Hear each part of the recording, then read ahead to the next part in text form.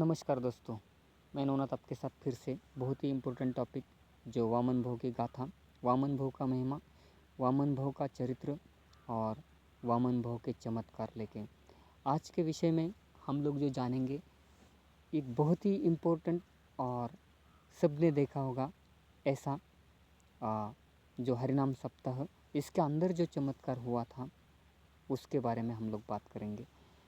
चमत्कार ये हुआ था कि जो हरिनाम सप्ताह था ये एक कोतन कोतन करके गांव है, कोतन का गांव है।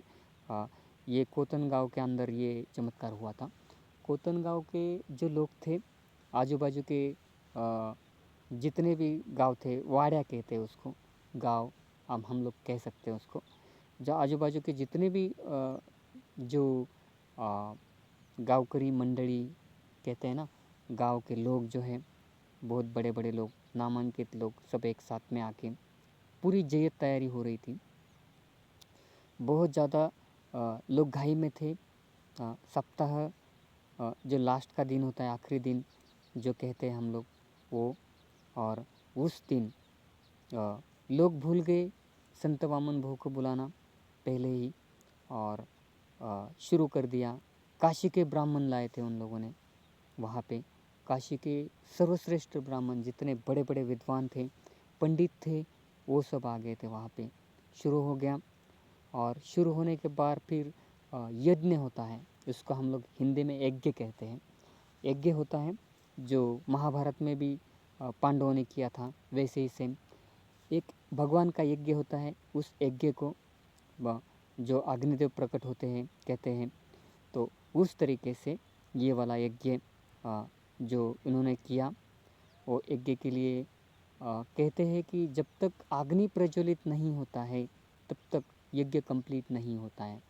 ये वाला मतलब जो भगवान आना चाहते हैं या अग्नि की ओर से ही आते हैं, ऐसा कहना है।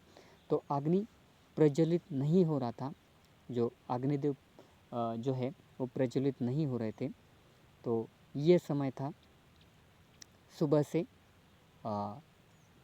सुबह के टाइम 11 बज गए, 12 बज गए, 1-2 हो गया, कुछ हो ही नहीं रहा है, लेकिन प्रज्वलित नहीं हो रहा है बिल्कुल भी। ऐसा इशू हो गया। सब लोग पूरा ध्यान देके क्या हो गया, ये क्या हो रहा है, ये कुछ समझ में नहीं आ रहा था, क्या गलती हो गई गांव से ऐसा। तो किसी के मुंह से निकल गया, ये जो नाम है, मतलब ये जो सप्ताह है, ये भगवान वामन भोग, संत वामन भोग के नाम से है और उनको बुलाना चाहिए। तभी जाके सब अपनी माफ़ी मांग ली और उनको बुलाया। उनको बुला के उनको खाली सामने रखा। फिर उन्होंने जो है, जो कहते हैं ना, सुबह से जब सूरज नहीं निकल रहा था तब से लेकर यज्ञ होम कुंड जो चालू था, जो कुंड के अंदर पूरा जितना विधि था वो क्रॉस हो चुका था, सब कुछ कर दिया था उन लोगों ने, फिर भी नहीं हुआ।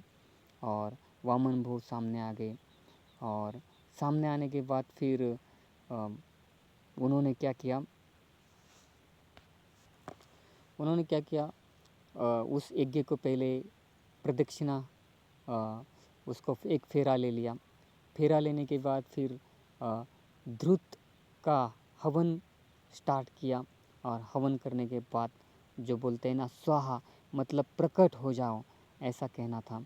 और जो उनके मुंह से निकल गया, जैसे ही निकल गया वैसे ही होम कुंड जो था, कहते हैं ना, मराठी में कहते हैं धड़ा धड़ा, वैसे ही जलद तेज से वो अग्नि प्रज्वलित हो गया, और जो है सक्सेस हो गया पूरा।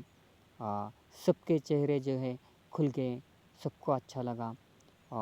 ये जो काशी के ब्राह्मण थे, उन सब लोगों ने जो वामन संत वामन भोग करके हैं, उनके पैर पकड़ लिए। और सबको पता चला, काशी के इतने बड़े बड़े पंडित विद्वान सुबह सूरज निकलने से पहले से यज्ञ कर रहे थे, कोशिश कर रहे थे अग्नि प्रज्वलित हो, लेकिन हो नहीं रहा था। इतनी बड़ी महिमा, इतना बड़ा आघात जो हम लोग कह सकते हैं, इतना बड़ा हिस्ट्रिकल मोमेंट था ये सबके लिए। क्योंकि अग्नि प्रकट ऐसे ही नहीं होता है, किसी के हाथ से नहीं होता है। उसके लिए उतना पवित्र होना चाहिए, उतना अच्छा होना चाहिए, माइंड से इतना अच्छा होना चाहिए। ये सब ने देख लिया और संत वामन भाव करके है, उन्होंने फिर अग्नि प्रकट कर दिया और उनका ही खुद का वो सप्ताह था जो स्टार्ट किया था और इसकी वजह से उनके हाथ से वो प्रज्वलित हो गया। ये सबसे बड़ा चमत्कार जो भरी पूरे समाज ने देखा, जितनी क्राउड थी वहाँ पे, जितने लोग थे, सब लोगों ने देखा कि भाऊ का चमत्कार क्या है और कैसे उनकी ओर से ये अग्नि प्रज्वलित हुआ। काशी के जो बड़े बड़े पंडित थे उनके पैर पड़ गए। ये सब लोगों ने देखा। इसका मतलब ये हुआ कि काशी का जो विद्वान थे, ब्राह्मण थे, उन लोगों से भी श्रेष्ठ, उन लोगों से भी बड़े सीनियर, उन लोगों से भी ज्ञानी जो वामन भाव थे, ये सब लोगों ने देखा। तो ये बहुत बड़ा चमत्कार था वामन भाव का, जो सबके सामने आ गया। और ऐसी अच्छी अच्छी वीडियो देखने के लिए आप मुझे सब्सक्राइब करें, मुझे लाइक करें, मुझे सपोर्ट करें, कमेंट करें। आपको अगर कुछ इश्यूज़ हैं इस वीडियो के बारे में, कुछ अलग जानकारी है इस विषय में, तो आप मुझे बताइए और कमेंट के अंदर। और मेरे वीडियो को सब्सक्राइब कर दीजिए ताकि आने वाले जो भी वीडियो रहेंगे उसके नोटिफिकेशन आपको मिल जाए और मेरा भी मोटिवेशन बढ़ जाए, मेरी भी मन चाहे सब्सक्राइबर बढ़ने के बाद फिर और भी इसके अंदर मैं ज्ञान प्राप्त करके आपके पास पहुंचा सकूं। Thank you very much. जय हरि, जय श्री कृष्ण, जय संत वामन भाव। Thank you very much.